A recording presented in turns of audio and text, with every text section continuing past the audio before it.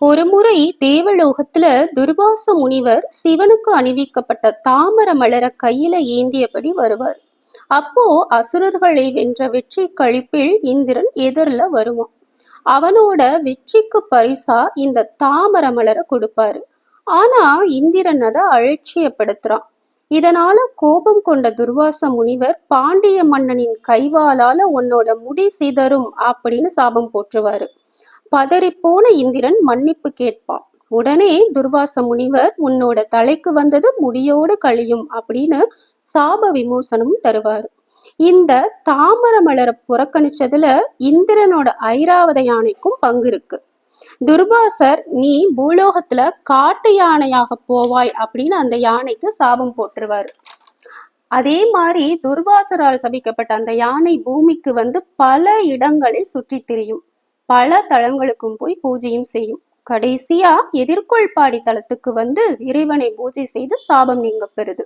அதனாலதான் இங்குள்ள இறைவனுக்கு ஐராவதேஸ்வரர் அப்படிங்கிற பெயர் வருது. அம்மனின் திருநாமம் சுகந்த குந்தலாம்பிகை என்ற மலர்குழல் நாயகி. இந்திரனும் இத்தலத்து இறைவனை வணங்கிய பின்புதான் தான் இழந்த பொன் பொருள் பதவி இதெல்லாற்றையும் பெறுவான். ஐராவத யானை வழிபட்டதனால இங்குள்ள கர்ப்ப கிரகம் ஒரு யானையே சுற்ற அளவுக்கு மிகப்பெரியதா இருக்குமாம். இப்போ எதிர்கொள்பாடி தல வரலாறு என்ன அப்படின்னு பார்ப்போம்.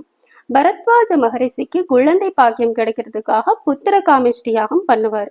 அவருக்கு பார்வதியே குழந்தையா கிடைக்கிறாங்க. பார்வதிக்கு மனப்பருவம் வந்ததும் சிவனிடம் தனது மகளை மணந்து கொள்ளும்படி வேண்டாரு மகரிஷி. சிவனும் அம்பிகையை மணக்கிறதுக்காக பூலோகம் வருவார்.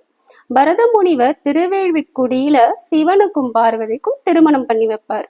பரத முனிவர் திருமணம் முடிஞ்சதும் தான் குடியிருக்கும் ஊரான திருமணம் மாப்பிள்ளையான இறைவனை அழைப்பாரு. இறைவனும் அழைப்பிற்கு இணங்கி மணக்கோலத்தோட அங்க வராரு.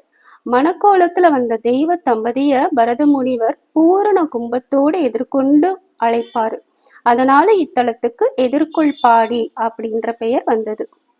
இதுதான் எதிர்கொள்பாடி கோவிலோட தல வரலாறு.